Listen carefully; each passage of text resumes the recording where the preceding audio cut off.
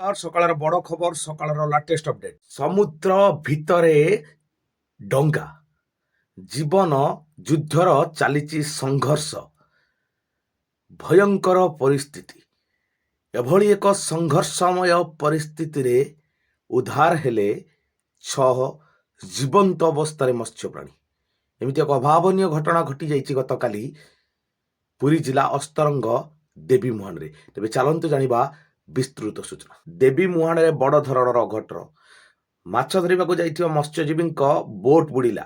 Boat ଫାଟିଯିବାରୁ boat ଭିତରେ ସମୁଦ୍ରର ଢେଉ ମାଡ଼ ହେବାରୁ ଏଭଳି ଏକ ଅଘଟଣ ଘଟିଯାଇଛି। ଯଦିଓ ଦେଖିବା ସମୁଦ୍ର ମଝିରେ ହିଁ ଏଭଳି ଏକ କାଣ୍ଡ ଘଟିଥିଲା, ଯାହାଫଳରେ ନାଇଁ ନଥିବା ଅସୁବିଧା ଦେଖିବାକୁ ମିଳିଥିଲା ଏବଂ ମତ୍ସ୍ୟଜୀବୀମାନେ ଜୀବନକୁ ବାଜି ଲଗାଇ ଦେଇଥିଲେ। ମାଛ ଧରିବାକୁ ବୋଟ୍ ଭିତରେ ମାଛ ଧରିବାକୁ ସମୁଦ୍ର ଭିତରକୁ ଯାଇଥିଲେ, କିନ୍ତୁ ବୋଟ୍ ଫାଟିଯିବାରୁ ଢେଉ ମାଡ଼ ହେବାରୁ ସମୁଦ୍ର ମଝିରେ ହିଁ ବୋଟ୍ଟି ବୁଡ଼ି ଯାଇଥିଲା। ଫଳରେ ପୁରୀ ଅସ୍ତରଙ୍ଗର ସମୁଦ୍ର ବିଭାଗ ପୋଲିସ କର୍ମଚାରୀଙ୍କୁ ଖବର ଦିଆଯାଇଥିଲା। ସଙ୍ଗେ ସଙ୍ଗେ ତତ୍କାଳୀନ ହିଁ 6 ଜଣ ମତ୍ସ୍ୟଜୀବୀଙ୍କୁ ଜୀବନ୍ତ ଉଦ୍ଧାର କରାଯାଇଥିଲା ଏବଂ ବୋଟ୍ଟି ଯଦିଓ ଉଦ୍ଧାର ହୋଇପାରି ନଥିଲା, କିନ୍ତୁ ସୁରକ୍ଷିତ ଭାବରେ ଯଦି ଦେଖିବା 6 ଜଣ ମତ୍ସ୍ୟଜୀବୀଙ୍କୁ ଉଦ୍ଧାର କରିଯାଇଥିଲା। ଏ ଗୋଟେ ଯଦି ଦେଖିବା ବଡ଼ ଧରଣ ଅଘଟଣା, ବିପଦ ଟଳି ଯାଇଛି।